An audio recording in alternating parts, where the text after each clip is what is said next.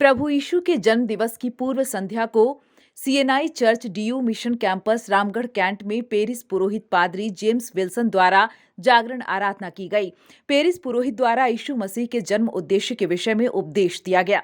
बताया गया कि समस्त संसार में प्रेम और शांति स्थापित करने और हमें पापों से बचाकर इंसानियत के रास्ते पर चलाने के लिए ही हमारे उद्धारकर्ता प्रभु यीशु का जन्म हुआ। जागरण आराधना में चर्च के मसीही परिवारजन बड़ी संख्या में सम्मिलित हुए।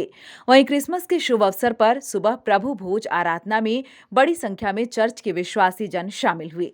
आज के इन कार्यक्रमों में सबसे पहले हमारे चर्च के पुरोहित पादरी जेम्स विल्सन द्वारा प्रातः 10:30 बजे प्रभोज का अनुष्ठान किया गया, जो हमारे चर्च परिवार के सदस्यों के लिए था।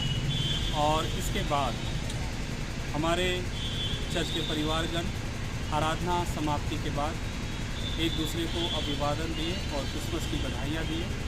और हमारे जो क्रिसमस के गीतों के भाव पर हमारे चर्च परिवार के सदस्यगण ने धूमधाम के साथ नाच गा करके परमेश्वर पिता की महिमा की कि आज हमारे उद्धारकर्ता प्रभु यीशु मसीह का जन्म हुआ है।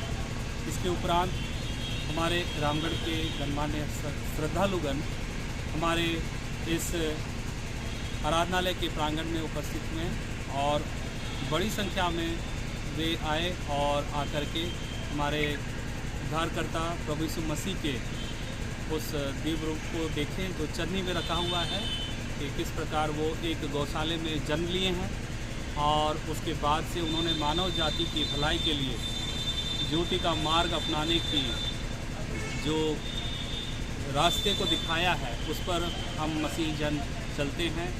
न्यूज़ विंग के लिए रामगढ़ से मोहम्मद शाहिद की report. Giridih is a small place and we have like very less facilities in terms of education and this kind of infrastructure. It came to our mind that basically there should be good opportunities for the students of Giridih, those who are leaving the town and going outside for studies, their higher studies and their education. I wanted my son to start with the coding classes, so I researched it online. I got through all the reviews and everything.